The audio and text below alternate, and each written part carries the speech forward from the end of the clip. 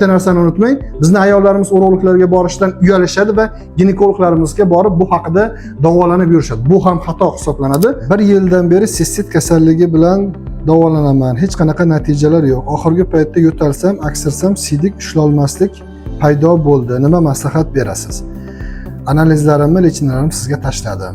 Bu bemorimiz bizga analizlarini va lichinalarini tashlagan. 1 yildan beri doim antibiotik bilan kanefron sistollar ichib yuribdi.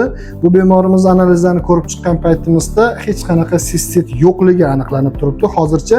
Ya'ni avvalambor ajratib olish kerak bo'ladi. Bu sizda sistitmi yoki siydik qopini giperaktiv bo'lib qolganligimi? Bu ikkalasi ikki xil narsa hisoblanadi va davolanish ham ikki xil bo'ladi. Unutmang, bizning ayollarimiz asosan sistitda o'sha antibiotik nimalardir vannalar bilan yurishadi, oxir asorati mana shunaqa siydik usholmaslik holatigacha olib kelib qo'yadi.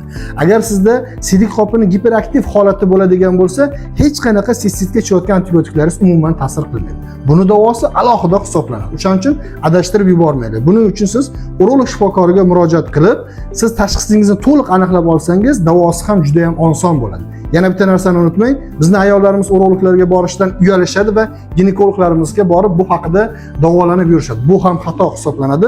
Mutaxassisga borib uchrashing. Aniq tashxisingizni qo'yib olib, aniq lichina olishingiz kerak bo'ladi. Klinikamizda sizni kutib qolamiz.